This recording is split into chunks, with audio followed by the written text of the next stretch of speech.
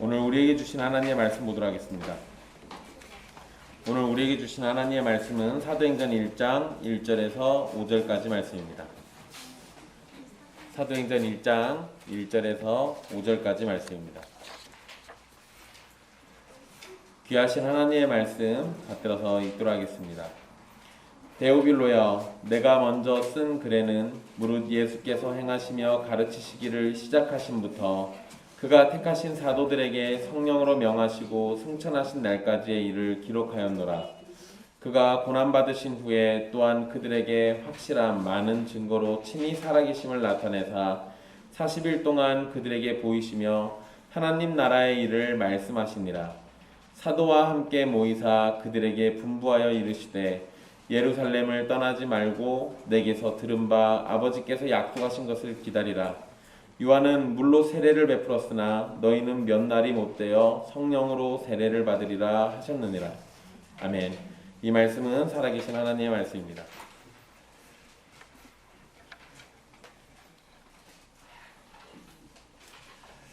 오늘부터 우리는 사도행전의 본문을 살피게 됩니다.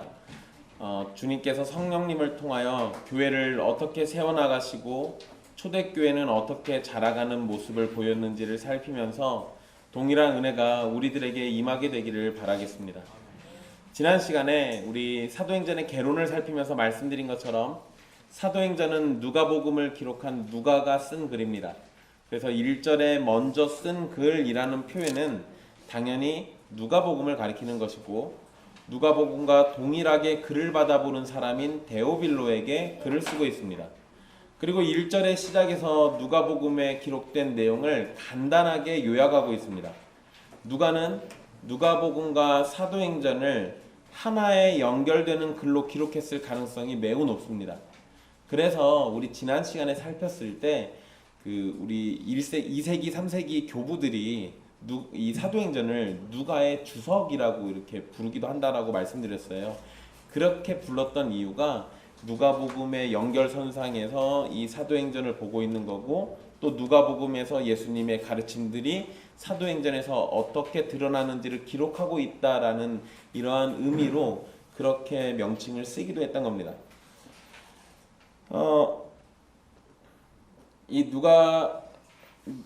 누가는 그래서 이 예수님의 사역과 가르침을 이미 알고 있다고 놓고 사도행전을 기록하고 있는 겁니다. 그러니까 우리는 복음서에서 예수님의 말씀이 무엇이 있는지 살피면서 사도행전을 이해해야 합니다. 만약에 복음서의 내용을 잘 모르고 있다거나 만약에 정말로 한 번도 읽은 적이 없다면 사도행전 설교를 듣는데 심각한 어려움을 겪게 될 겁니다. 그러니 여러분은 사도행전 설교를 듣는 중에 계속해서 사도행전을 읽으셔야겠지만 동시에 복음서의 내용들도 읽고 계셔야 합니다. 사도행전에서는 데오빌로여라고 이렇게 시작을 합니다. 그런데 누가복음에서는 데오빌로 각하라고 이렇게 불렀어요. 지난번에 말씀드렸던 것처럼 각하라는 호칭은 데오빌로가 매우 높은 지위를 가진 사람이라는 걸 알려주는 겁니다. 그런 사람에게 기독교에 대해서 중요한 기록을 전해줌으로써 복음을 전하고 기독교와 교회에 대해서 좋게 생각해 주기를 바라고 있다는 것을 우리가 알 수 있습니다. 일부 학자들은 데오빌로라는 이름 때문에 이 이름이 하나님께 소중한 사람 또는 하나님께 사랑받는 사람 아니면 하나님의 친구 이런 의미라는 것을 지적하면서 이게 어느 한 사람이 아니라 그리스도인을 의미하는 일종의 암호라고 이렇게 주장하기도 합니다. 그러니까 데오빌로라는 사람이 실존 인물이 아니고 그냥 모든 그리스도인들을 대상으로 쓴 글일 거야 라고 추측하기도 해요. 그런데 그런 암호에다가 각하라는 호칭을 굳이 붙일 일이 없었겠죠. 그러니까 누가복음이나 사도행전에서 나오는 데오빌로는 정말로 실존했던 인물이라고 분명히 이해하셔야 합니다.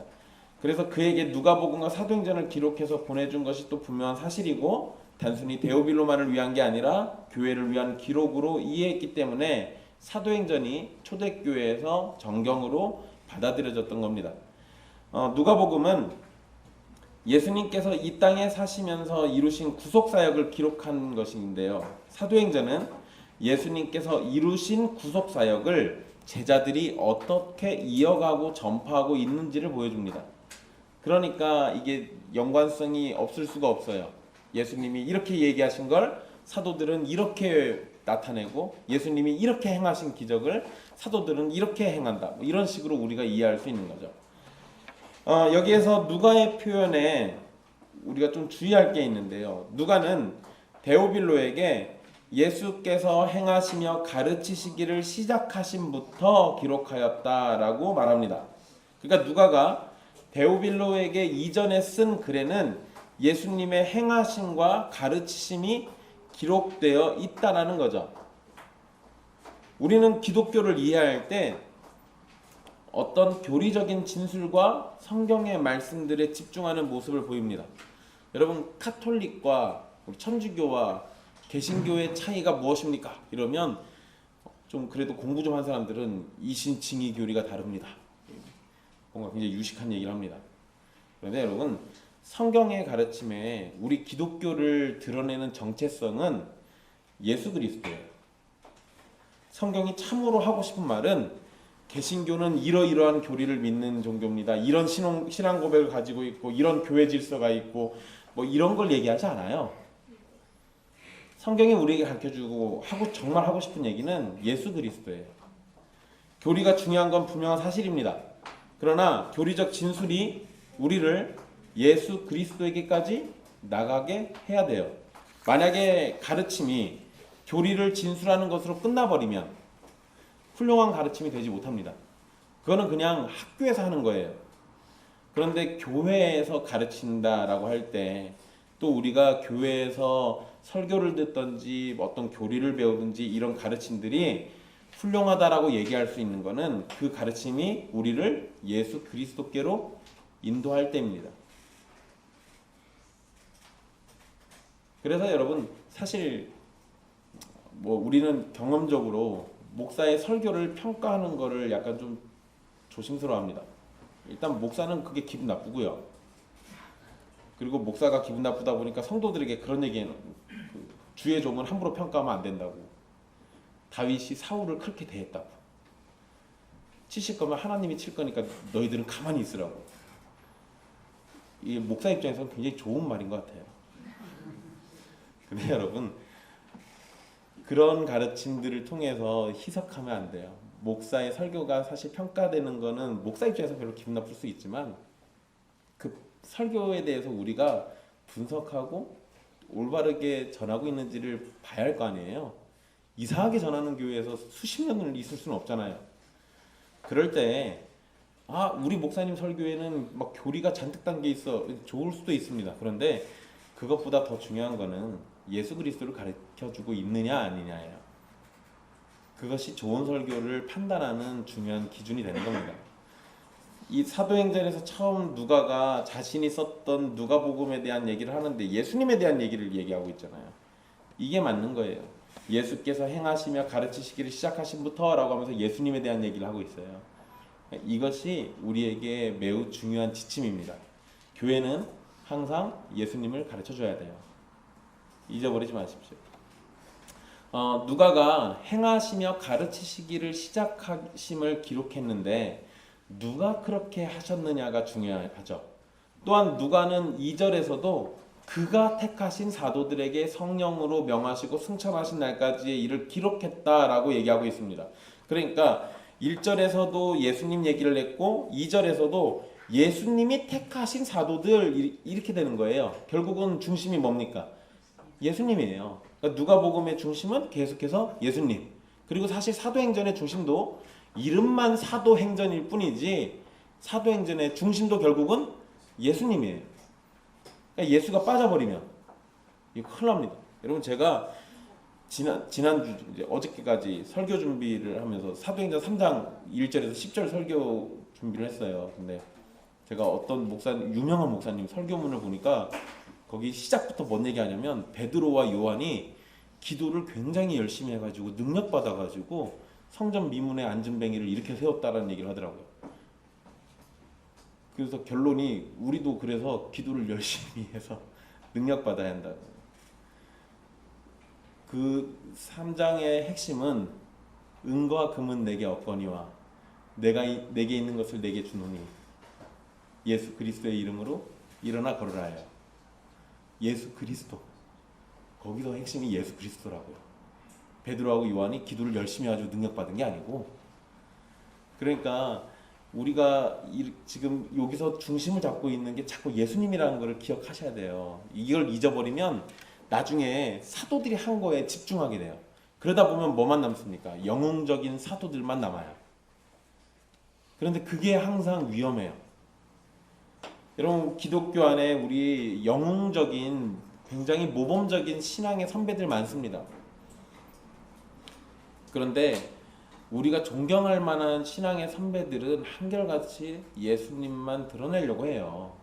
그게 정상이죠. 그게 정상이에요. 만약에 우리 교회가 수십 년 지났는데 옛길 교회에 예수님에 관한 얘기는 하나도 없고 그 위대하신 황창민 목사만 남으면 이게 우리 수십 년 동안 헛짓한 거예요. 그러면 안 된다고요.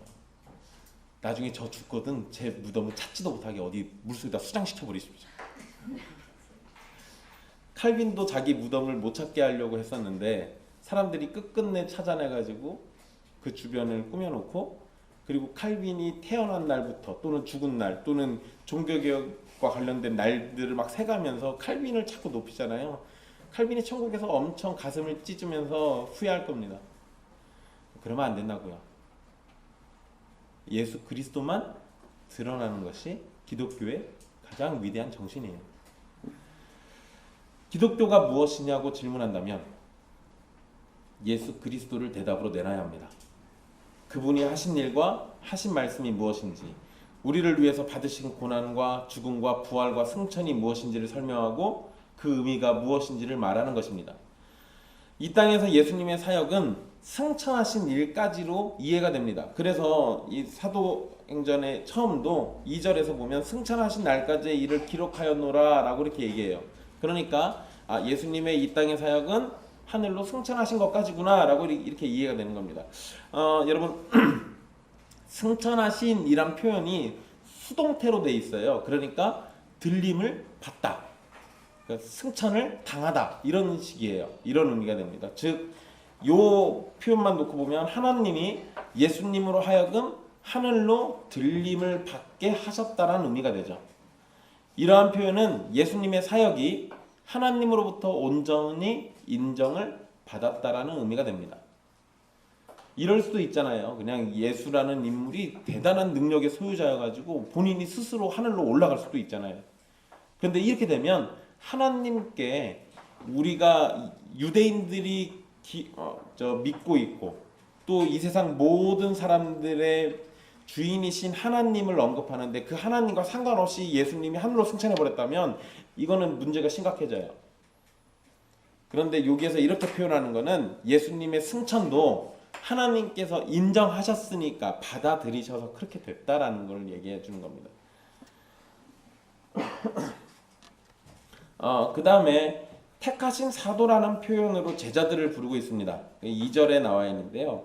사도라는 표현은 바울과 바나바와 같은 경우를 제외하고 누가는 이 표현을 오직 예수님을 따르고 예수님에게 배우고 예수님의 사역을 계속해 나가는 구체적인 목적을 갖고 부르신 무리 12명을 부르는 데 사용합니다. 그래서 우리는 보통 12사도라고 부르죠. 그런데 성경을 보면, 사도행전을 보면 사도가 몇 더 나와요. 바울과 바나바도 있고 나중에 예수님의 형제 야고보도 사도라 불립니다. 어쨌든 기본적으로 여기에서 사도를 얘기할 때는 12명의 제자를 얘기하는 겁니다. 그리고 사도의 개념은 이 유대인들의 랍비 전통에서 대사의 역할과 기능을 한다라고 이해를 합니다. 이게 뭐냐면 우리 그 옛날 조선 시대 임금님, 지금도 그러죠. 우리나라에서 다른 나라로 외교관을 보낼 때가 있잖아요. 그런 존재라고 생각하시면 돼요. 그러니까 왕이나 높은 지위에 있는 사람이 자기를 대신해서 자신의 뜻을 전달하도록 누군가를 보내는 거예요. 대사는 자기를 파송하는 사람을 대신해서 책임 있게 말해야 할 의무가 있습니다. 또 권위 있는 모습으로 행동해야 하고요. 사명에 전적으로 순종해야 할 책임도 있습니다.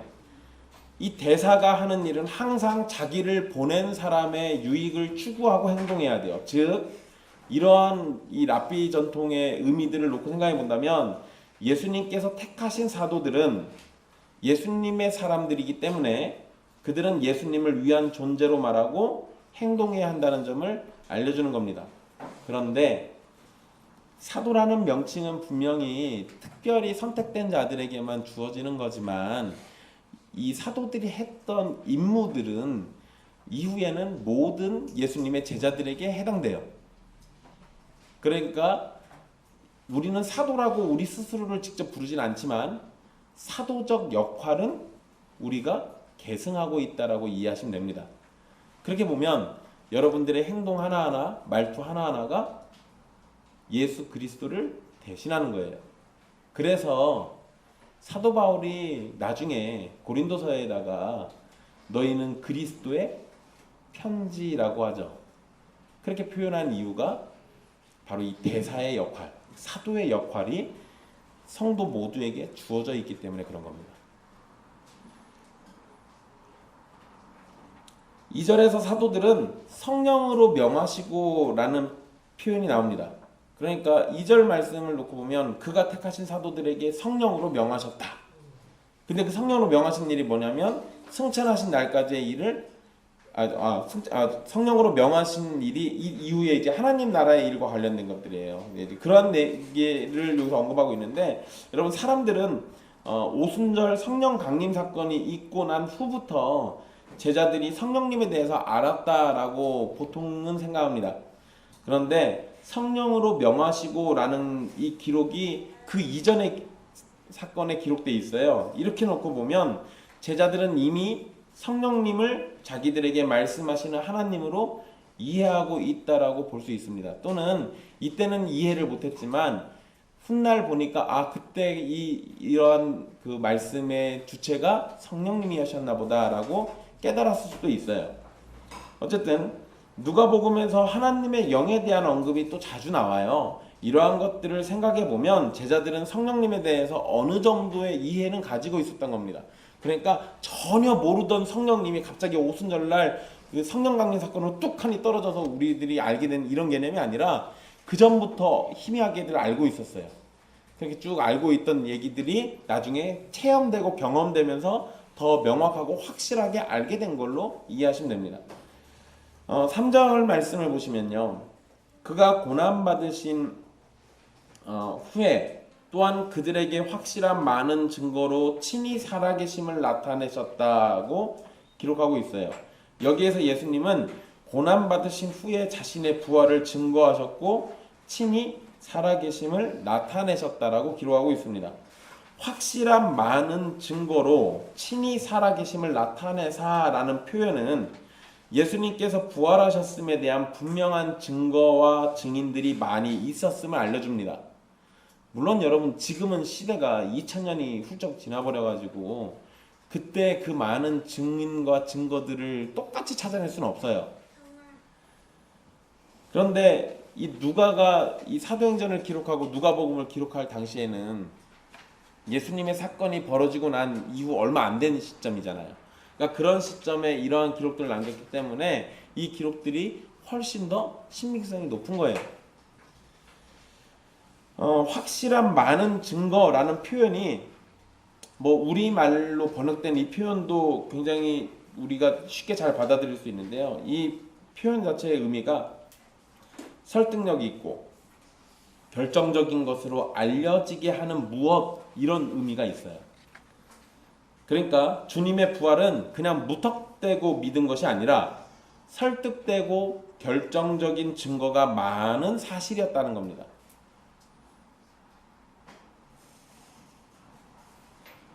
무엇보다 부활하신 후에 40일을 제자들과 함께 지내셨기 때문에 부활은 제자들에게 있어서 확실한 사실입니다.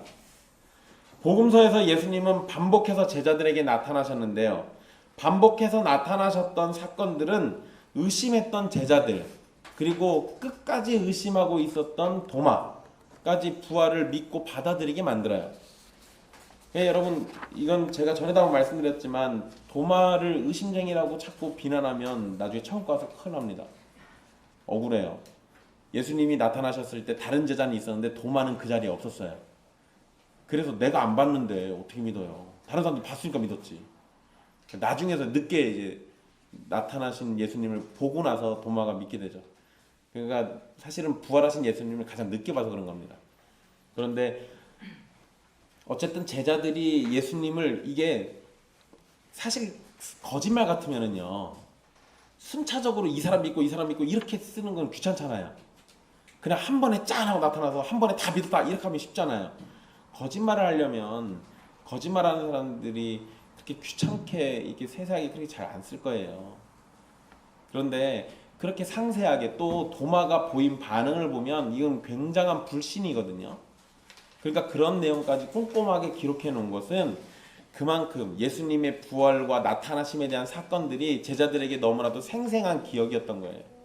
그러니까 그런 것들을 얘기했던 거고 그것을 훗날 사람들이 문서로 기록해놔서 복음서로 이렇게 우리에게까지 전해지게 된 겁니다. 어쨌든 예수님의 부활은 확실한 사실이다 라는 것을 우리에게 알려주는 겁니다. 사도행전에서의 사도들의 모습도 그리고 서신서에 묘사된 사도들의 모습도 모두가 이 부활하신 예수 그리스도에 대한 확신에서부터 비롯되는 겁니다. 그들이 목숨을 걸고 복음을 전할 수 있었던 힘이 바로 예수님의 부활에서부터 얻었던 거예요. 사실 만약에 예수님 부활하시지 않았다면 어땠을까요? 뭐라 어떻습니까? 예수님의 제자들이 어떤 사람인지 여러분들 복음서 보시면 알아요. 대단한 거짓말해야지. 겁쟁이들이에요. 처음에는 막 칼도 갈고 막 죽으러 가자 막 이랬는데 그래도 베드로가 좀 용감하긴 하죠. 칼도 꺼냈으니까. 근데 잡혀갈 때는 다 도망갔어요. 그나마 누구 하나가 이게 입을 뒤집어 쓰고 쫓아간 사람도 있긴 합니다. 나중에 근데 도망가죠. 발개 벗고 도망가요. 그러니까 제자들은 사실은 대단한 겁쟁이들이에요. 그런데 그랬던 사람들이 부활을 자꾸 증거하면서 목숨을 내걸어. 이 말이 안 되잖아요. 놀라운 변화잖아요. 그러니까 이거는 부정할 수 없는 목숨을 내던져서라도 증거하고 싶은 사실이라는 걸 우리에게 단적으로 보여주는 거예요. 예수님이 이 3절 중간 이후에 보면 예수님이 제자들과 40일을 같이 계셨다라고 기록하고 있습니다. 40일은 실제로 예수님께서 제자들과 지내신 기간일 겁니다. 그런데 40이라는 숫자가 갖고 있는 이 상징적이고 신학적인 의미도 있어요. 성경에서 40이라는 숫자가 자주 등장을 하는데요. 40이라는 숫자는 훈련의 기간을 상징합니다. 훈련의 기간. 그래서 이스라엘 백성들이 애굽에서 탈출하고 난 다음에 광야에서 40년을 생활하죠. 40년을 훈련받은 거예요. 또 모세가 40일을 금식 기도한 거나 예수님께서 40일 금식을 하신 후에 시험을 받으신 일도 여기에 해당됩니다. 마찬가지로 제자들도 40일 동안 부활하신 예수님과 함께 있으면서 뭘 받았다? 훈련을 받았다고 이해할 수 있는 거예요. 그리고 제자들은 바로 이 40일이라는 기간 동안 하나님 나라의 일을 배웠다라고 성경은 기록하고 있습니다. 그런데 이 기간에 대해 이 기간에서 그 하나님 나라를 새롭게 배웠다고 이해하기보다는 이미 복음서에 하나님 나라에 대한 기록이 많이 있는 것을 보면 이전에 배웠던 하나님의 나라에 대한 가르침을 다시 배우고 좀 더 깊게 배우고 이렇게 했다라고 생각할 수 있어요. 특히 예수님의 초기 사역을 보면 하나님의 나라를 언급을 자주 하십니다. 그래서 누가복음 4장 33절에 보면 하나님의 나라 복음을 전하여야 하리니 나는 이 일을 위해 보내심을 받았노라 라고 말씀을 하세요. 이런 것처럼 예수님께서는 하나님의 나라 복음을 전하시는 일을 주된 목적으로 삼고 계셨어요. 그렇다는 얘기는 그 3년 동안 제자들도 곁에서 배웠든지 배우지 않았더라도 예수님이 이것을 전하는 걸 봤겠죠. 그러니까 계속해서 예수님의 제자들은 하나님의 나라에 대해서 배웠던 겁니다. 결국 하나님의 나라를 증거하는 것이 교회의 역할이라는 거죠. 그리고 이것은 계속적인 주제가 된다는 것도 알 수 있습니다. 그래서 여러분 사도행전과 뭐 서신서들도 다 마찬가지인데요. 이후에는 우리가 하나님의 나라라는 중요한 주제를 가지고 성경을 다 이해할 수도 있어요. 이거는 구약도 마찬가지입니다. 그렇다고 해서 또 창세기부터 요한계시록까지 통째로 다 하나님의 나라 다 통한다라고 이렇게만 이해하시면 안 돼요. 이 성경 전체를 관통하는 주제가 여러 가지 있는데 그 중에 하나가 하나님의 나라예요. 그리고 여러분 조심하셔야 할 것이 있는데 오늘날 시대에 하나님의 나라를 언급하는 경우는 신학적인 입장에서는 자유주의일 가능성이 높습니다. 생각보다 자유주의에서 하나님의 나라를 언급을 많이 해요. 그러면서 하는 게 뭐냐면 바로 이 땅에 하나님의 나라를 세우자예요. 그래서 이 땅에서 복음으로 하나 되고 이 땅에 사랑이 온전해지고 다툼과 미움과 슬픔과 괴로움이 없는 세상을 만들자라는 게 이 자유주의자들이 얘기하는 하나님의 나라인데 이렇게 돼버리면 이제 거기에서는 예수님이 또 점차 사라져요.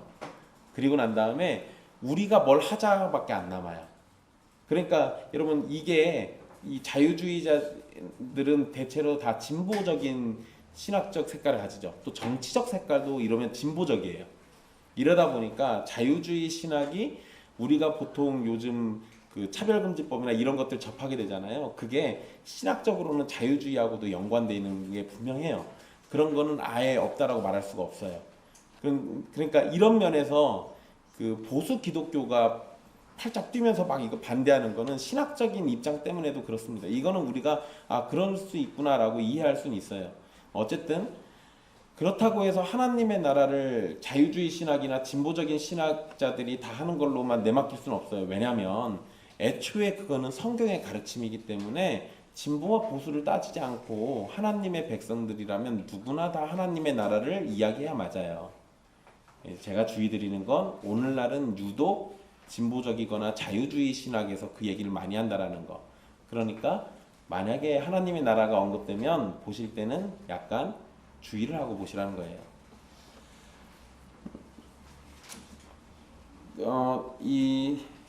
어쨌든 하나님의 나라를 증거하는 게 이 교회의 역할입니다. 사도들은 이전에 배웠던 하나님의 나라를 부활하신 주님께 다시 배우고 있고 이후에는 성령님을 통해서 깨닫고 기억나게 될 겁니다. 그러면 우리는 이 부분에서 한번 짚고 넘어가야겠죠. 하나님의 나라의 일이 구체적으로 무슨 내용이었을까? 근데 여러분 본문을 보세요. 본문에는 하나님 나라의 일을 말씀하시니라. 근데 뭔 내용인지 안 나와요. 이러면 궁금한데? 써주셨어야지. 근데 여러분 여기에 이걸 다 써놓지 않았다는 이야기는 이전에 써놓은 적이 있다는 얘기겠죠. 항상 사도행전을 볼 때는 뭔가 생략되어 있으면 누가복음에 있다라고 생각하시면 돼요. 본문에서는 이게 정확하게 안 나오는 이유가 누가복음에서 이에 대한 단서를 우리에게 제공하고 있기 때문에 그렇습니다. 누가복음 24장 44절로 48절 말씀인데요. 거기에 보면 이렇게 기록하고 있어요. 제가 읽어드릴게요. 일단 예수님이 하늘로 올려지시기 전에 다음과 같이 말씀하시는 장면입니다. 또 이르시되 내가 너희와 함께 있을 때 너희에게 말한 바 곧 모세의 율법과 선지자의 글과 시편에 나를 가리켜 기록된 모든 것이 이루어져야 하리라 한 말이 이것이라 하시고 이에 그들의 마음을 열어 성경을 깨닫게 하시고 또 이르시되 이같이 그리스도가 고난을 받고 제3일에 죽은 자 가운데서 살아날 것과 또 그의 이름으로 죄사함을 받게 하는 회개가 예루살렘에서 시작하여 모든 족속에게 전파될 것이 기록되었으니 너희는 이 모든 일의 증인이라. 여러분 여기에서 마지막 부분 너희는 이 모든 일의 증인이라. 그런데 하나님 나라의 일을 마지막에 말씀해 주셨죠. 이거를 증거케 하셨단 말이에요. 그러니까 이 모든 일이 하나님 나라의 일인 거고 근데 누가복음에서는 이 모든 일을 뭘로 얘기하고 있냐면 율법과 선지자와 시편에서 기록된 것처럼 예수님께서 고난을 받고 제3일에 부활할 것과 그 이름으로 죄사함을 받는 것이라고 가르쳐줘요. 그리고 이 일이 바로 예루살렘으로부터 시작해서 모든 족속으로 전파될 거고 그 증인이 바로 사도들과 120명의 제자들이라고 가르쳐주고 있습니다. 이렇게 되면 하나님 나라의 일은 결국 예수 그리스도께서 하신 일, 예수 그리스도께서 우리를 구원하시기 위해서 행하신 일들, 그것이 하나님 나라의 일이에요. 그러니까 쉽게 얘기하면 하나님 나라의 일은 뭐 하면 된다는 겁니까? 복음을 증거하면 된다는 얘기예요. 복음을 증거하는 거. 그런데 여러분 뭐 이렇게 이건 굉장히 제가 단편적으로 그냥 말씀드려서 이렇게 되는 거지, 하나님 나라의 일이라고 얘기할 때 하나님 나라라고 하면 일단 여러분 지금 시대의 나라 개념을 놓지 마시고요. 과거 시대의 나라 개념을 놓으면 나라에는 일단 누가 있어야 돼요? 왕이 있고 백성이 있고 영토가 있어야죠. 그럼 백성과 영토는 눈에 보이고 왕은 하나님 얘기하는 거겠죠. 하나님 나라니까. 그러니까 그러면 하나님이라는 왕이 있고 백성들이 있으면 백성들은 왕에게 뭘 해야 하는 겁니까? 순종해야겠죠. 그러니까 여러분 제가 복음을 전하는 게 하나님 나라의 일을 증거하는 걸 말씀드렸지만 그것이 단편적으로 그렇게 끝나는 게 아니라 그 복음을 따라서 구원받은 자들은 하나님 나라 백성으로서 순종하는 그러한 책임도 따라와요. 그것으로 구원받는 건 아니지만 구원받았기 때문에 하나님 나라 백성으로서 순종해야 할 책임도 따라온다라는 걸 또 보여줘요. 그것이 이후에 이제 나타나는 설교와 초대교회의 모습에서 드러납니다. 그래서 여러분 이제 이후에 잘 보시면은요, 초대교회 사도들이 처음에 설교하면서 전도할 때는 예수 그리스도에 관한 걸 얘기해줘요. 그리고 난 다음에 그 설교를 듣고 구원받은 백성들이 하는 행동을 보면 하나님께 순종하는 모습을 보입니다. 그러니까 이게 나타나는 게 뭐겠어요? 복음 전하는 것 따로, 순종하는 것 따로, 이게 별개의 것이 아니라 복음을 증거하면 그에 대한 열매로 순종이 따라온다는 걸 보여주는 거예요. 이 모든 것이 다 하나님 나라의 일이라고 우리가 이해할 수 있는 거고요. 4절 말씀을 보시면 예수님께서 사도들과 함께 모이셨다라고 이렇게 기록하고 있습니다. 사도와 함께 모이사. 여기 보면 함께 모이사라는 표현은 예수님이 부활하신 후에 규칙적으로 제자들을 만나셨다는 의미로 표현되어 있습니다. 그냥 우리 성경이랑 함께 모이사 이러면은 이게 한 번 모인 건지 두 번 모인 건지 사실 잘 애매해요. 근데 원문의 의미는 이 미완료형으로 쓰여가지고 계속해서 규칙적으로 모였다라는 걸 알려줍니다. 그런데 여기에 모이사라는 이렇게 번역된 단어가 먹다라는 의미가 있어요. 먹다. 그러니까 이런 의미로 놓고 보면은요, 함께 음식을 먹었다라는 의미도 가능합니다. 이렇게 이해할 때는 예수님의 부활이 더욱 확실하게 되죠. 간혹 어떤 사람들은 예수님께서 육체로 부활하신 것이 아니라 영으로만 부활하셨다라고 믿는 사람들도 있습니다. 이단이에요. 이렇게 믿으면. 그런데 주님께서는 부활하신 후에 물고기 잡는 제자들과 함께 식사를 나누시기도 하셨죠.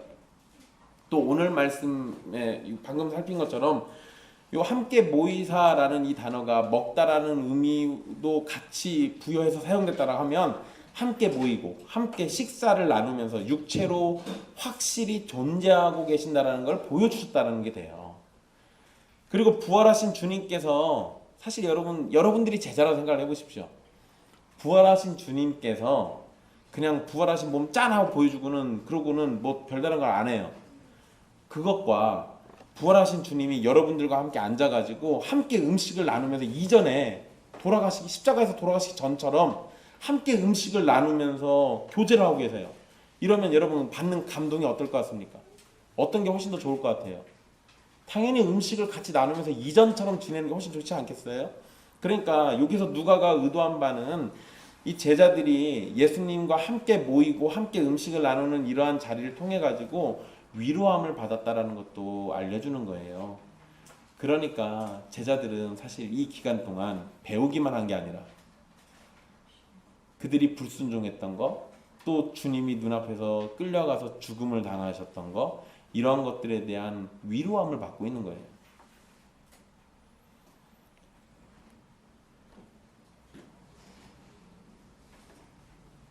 물론 여러분 여기 그냥 근데 또 제가 이렇게 모이사가 먹다라는 의미가 있다라고 해서 거기다가 또 짝짝 그어놓으시고는 사도와 함께 먹으셨다 이렇게만 써놓으시면 안 돼요.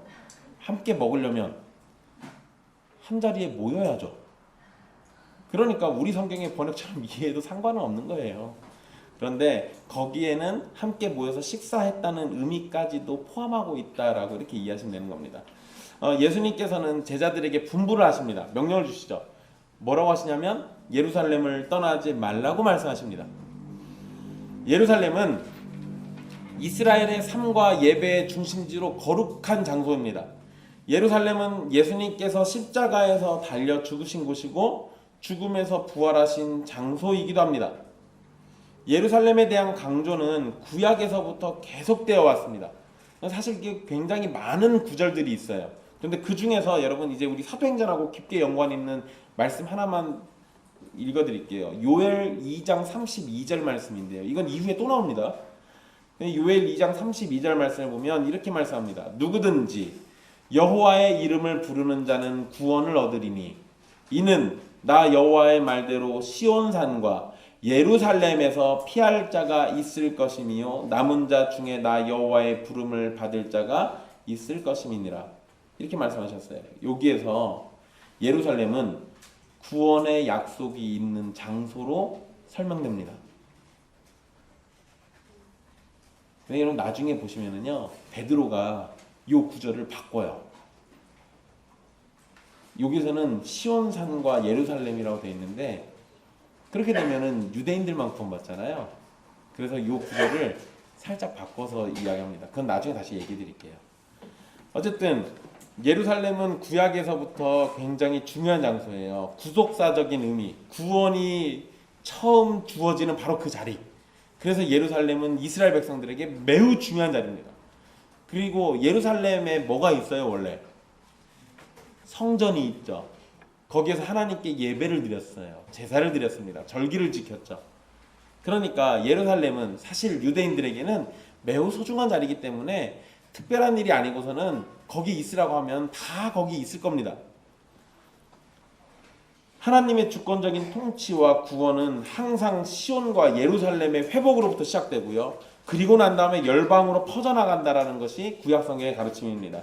사도행전도 바로 그러한 구약의 약속이 어떻게 실현되는지를 보여주는 거예요.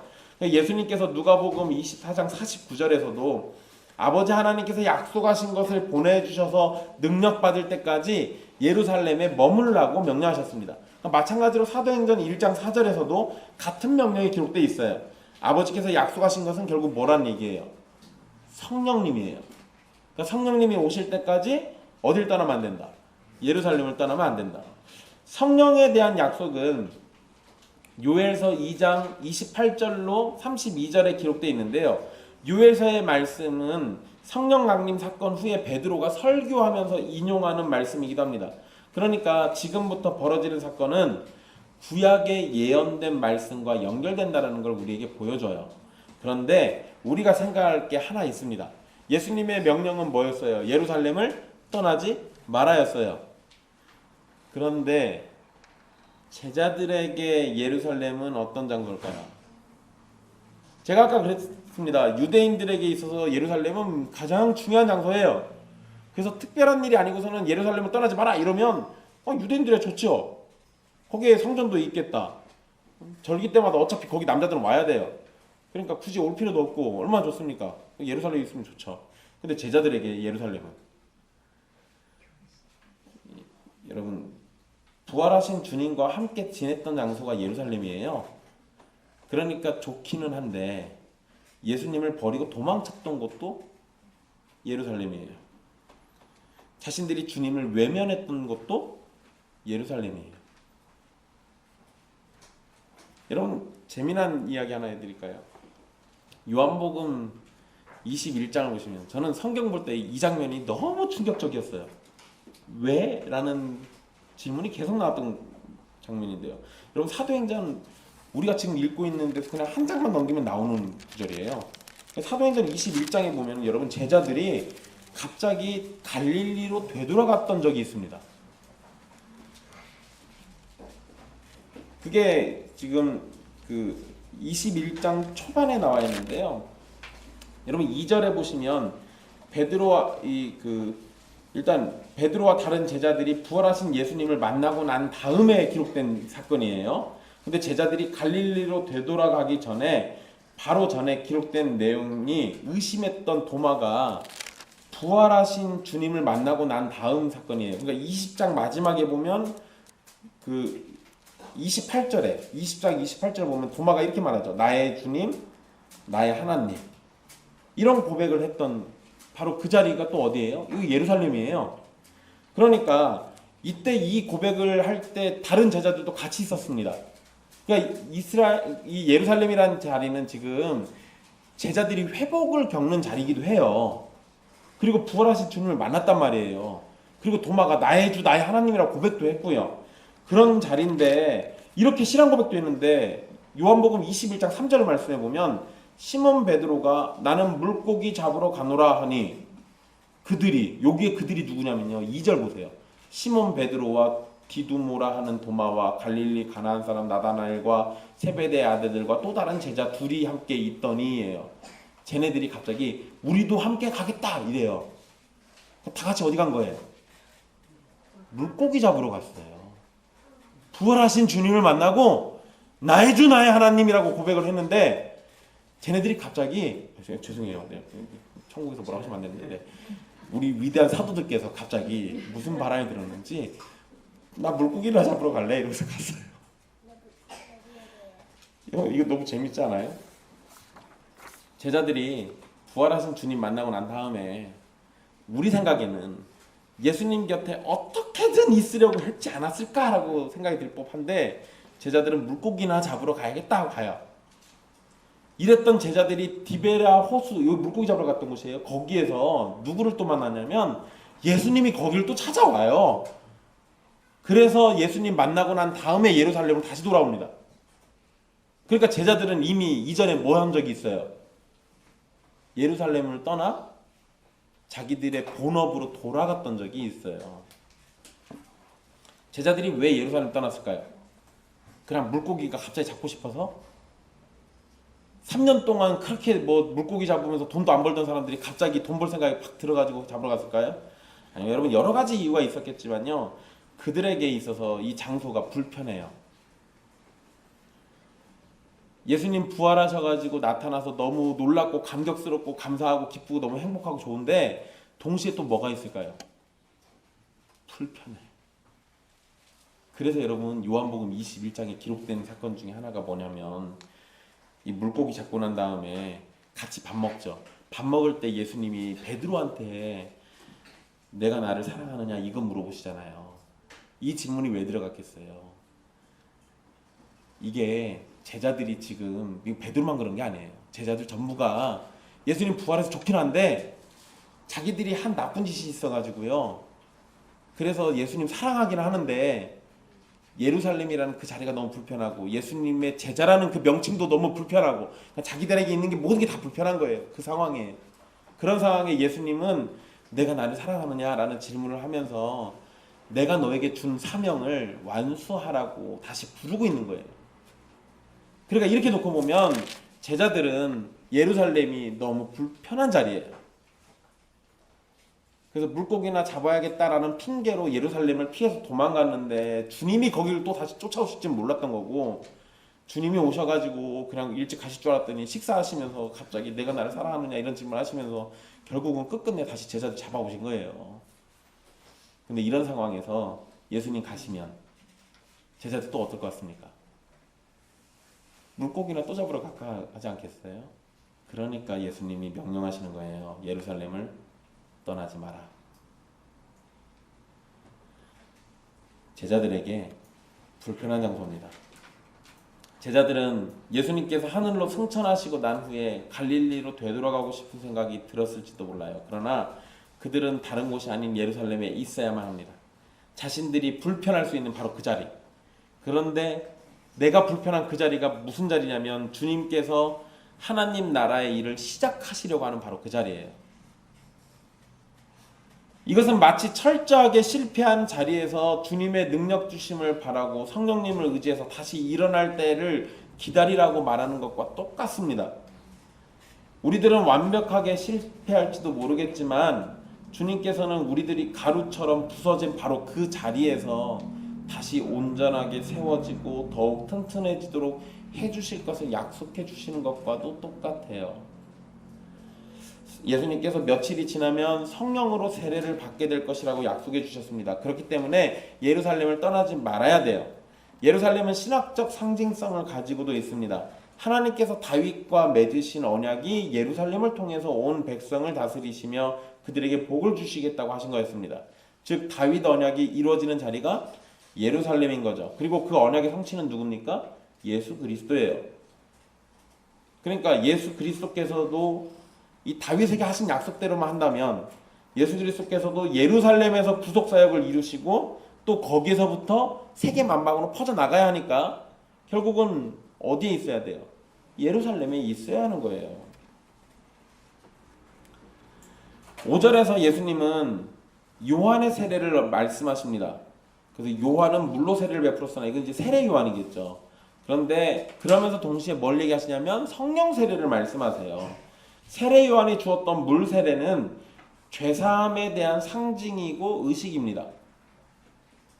그런데 성령 세례는 죄사함의 실체이고 내용이 돼요. 이건 차이가 있는 거예요. 나중에 보면 사도행전에서는 세례 요한의 세례를 회개의 세례라고 부릅니다. 그러니까 이 명칭대로 하면 그냥 이거는 죄사함에 대한 상징일 뿐이에요. 그런데 성령 세례는 상징이 아니라 그에 대한 실체가 바로 성령 세례예요. 물 세례가 물에 적셔지는 것처럼 성령 세례는 성령님에 의해 적셔지는 겁니다. 물 세례가 물로 씻어서 정결하게 하는 것을 상징하는 것처럼 성령 세례는 성령으로 우리를 씻어서 죄악이 깨끗해지고 정결하게 된다는 걸 의미합니다. 물론 여러분 우리의 죄를 사하시는 것은 예수 그리스도의 보혈입니다. 그러나 그것을 적용하시는 분은 성령 하나님이세요. 그러니까 그렇게 이해하시면 되는 겁니다. 성령 세례에 대해서 조금만 더 살펴볼게요. 여러분 세례라는 단어가 물에 잠그다 또는 물에 잠기다 이런 의미예요. 그러니까 이런 의미란 걸 생각해 보면 성령님으로 세례를 받는다라고 하면 성령으로 잠기게 된다라는 의미가 됩니다. 이것은 곧 성령님께 어떻게 된다는 걸까요? 압도된다는 걸 의미하는 거예요. 여러분 물속에 내가 들어가면 머리부터 발끝까지 어느 한 군데도 물에 의해서 적셔지지 않는 곳이 없죠. 성령의 세례도 똑같이 내 머리부터 발끝까지 어느 한 군데 하나 성령님의 손길과 능력이 닿지 않는 곳이 없는 거예요. 그것이 곧 의미하는 게 성령님의 말씀과 인도하심과 능력에 의해서 압도당하는 것을 얘기하는 겁니다. 성령님께 압도당한다라고 제가 이렇게 표현하면 또 어떤 사람들은 무아지경에 빠지거나 알 수 없는 말을 하거나 신비한 능력이 나타난다 이렇게 이해하시는 분들도 있습니다. 그런데 여러분 오히려 성령님께 압도당하면 예수 그리스도의 효과적인 증인이 되고 그리스도의 복음과 하나님 나라를 위해서 일하는 충성스러운 일꾼이 되는 걸 의미하는 겁니다. 그리고 무아지경에 빠지거나 이런 건요 뭐 부분적으로 나타날 수도 있겠지만 성경을 잘 보면 성령이 충만한 사람들이 무아지경에 빠지는 일은 없어요. 성경에 기록된 것만 놓고 보면 그런 일이 없어요. 오히려 성령의 충만함, 성령에 압도당한 사람들은 지성이 더욱더 활발해지고 능력이 더욱더 뚜렷해지고 그리고 이전에는 학문 없고 지식 없는 사람들인 줄 알았는데 그들이 너무나도 논리정연하게 말을 하는 걸 보게 됩니다. 그러니까 무아지경에 빠지는 이상한 우리 황홀경이라고도 하죠. 그런 이상한 어떤 막 고차원적인 이런 거 올라가서 이런 거 아니에요. 제가 여기서는 차마 흉내를 내고 싶지 않아요. 그 막 그런 거 있잖아요. 막 손 들고 막 달달달 떨고 막 이런 거 있잖아요. 예전에 잘하긴 했습니다. 근데 그런 게 성령에 압도당한 성령 세례다라고 얘기하는 게 성경에 그런 구절이 없어요. 그렇게 표현하지도 않고요. 여러분 오늘 말씀엔 우리 중요한 개념들이 사실 많이 등장합니다. 그래서 그냥 그 개념들을 하나하나 붙잡고 하면 설교를 여러 편 해야 돼요. 그래서 근데 그렇게 할 수가 없어서 그냥 간단간단하게 말씀드렸는데요. 일단 우리 예수님의 부활이 처음 시작부터 언급됐었죠. 그리고 하나님의 나라가 있었고 예루살렘이 나오고 성령 세례가 또 나옵니다. 예수님의 부활은 예수님의 고난으로부터 이해돼야 합니다. 그래서 3절에 고난 받으신 후에 살아나심을 말하고 있어요. 또 하나님의 나라도 부활하신 주님께서 다시 확인시켜 주신 것이고 제자들이 맡아야 할 책임의 일이기도 합니다. 이러한 것은 우리들에게도 예외가 아닌데요. 과거 12명의 제자들과 120명의 제자들만이 하나님 나라의 일을 위해서 수고하는 일꾼이 아니고 교회의 지체가 되는 모든 자들이 예수 그리스도의 고난과 부활과 승천의 증인이고 하나님 나라의 복음을 위해서 증인의 삶을 살아야 하는 사람들입니다. 그런데 여러분의 삶은 지금 증인으로서 충분한 모습과 능력을 갖추고 있습니까? 아니면 예수님의 증인인지 원수 마귀의 증인인지 구분이 전혀 되지 않는 모습으로 살고 있습니까? 우리는 우리의 정체성에 대해서 고민해 봐야 합니다.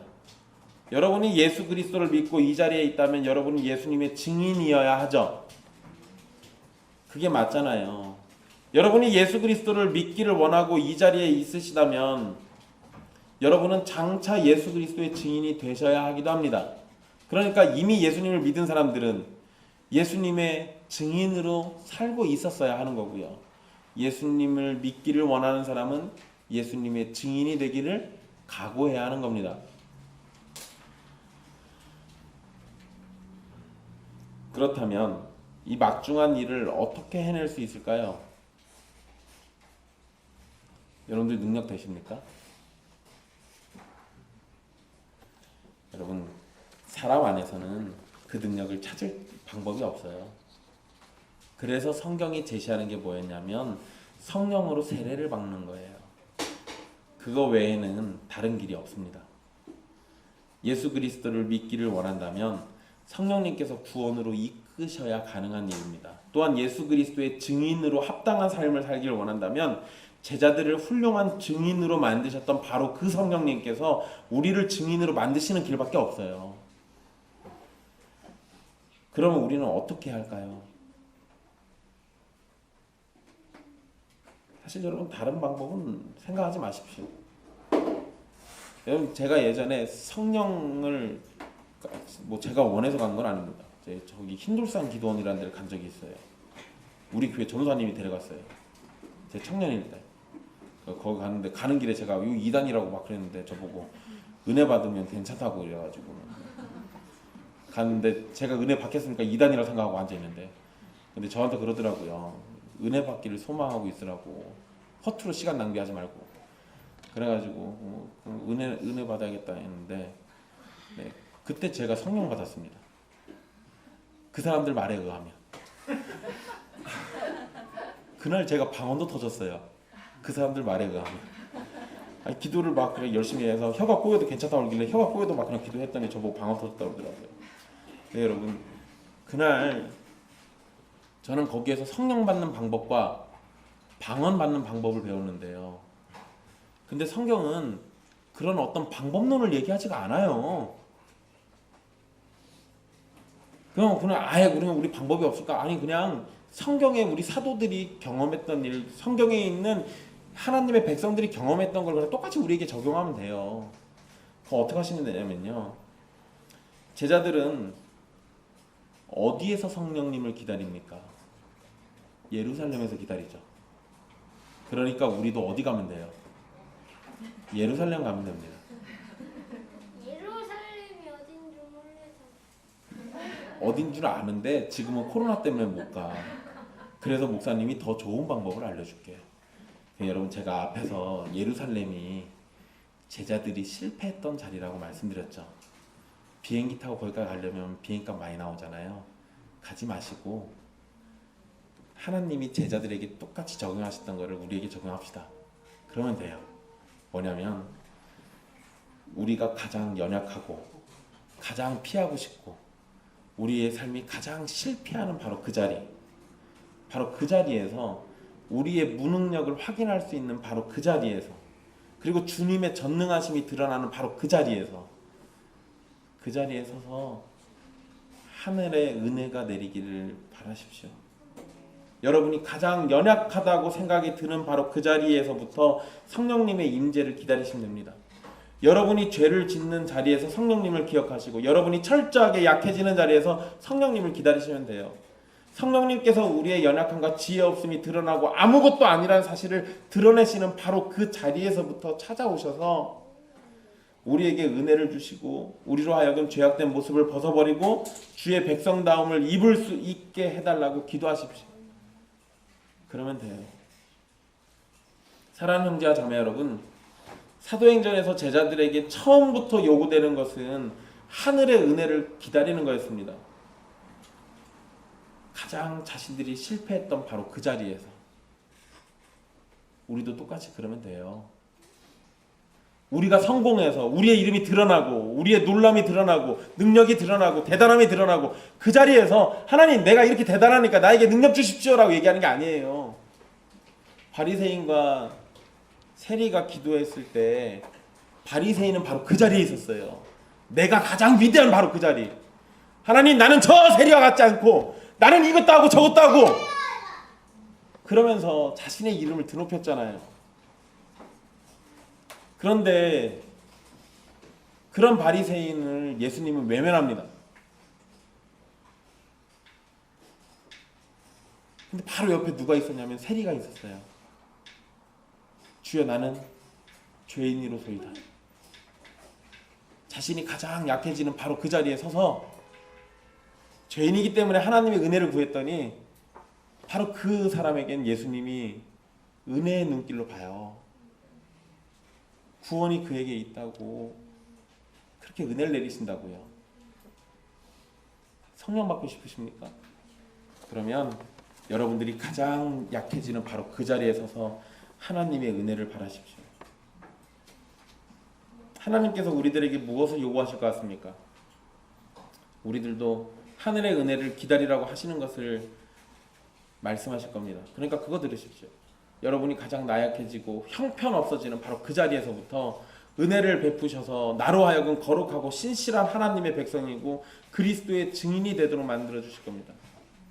초대교회에 임하신 성령님께서 우리들에게도 동일하게 임하셔서 예수 그리스도의 합당한 증인이 되도록 해주시기를 간절히 바랍니다. 기도하겠습니다.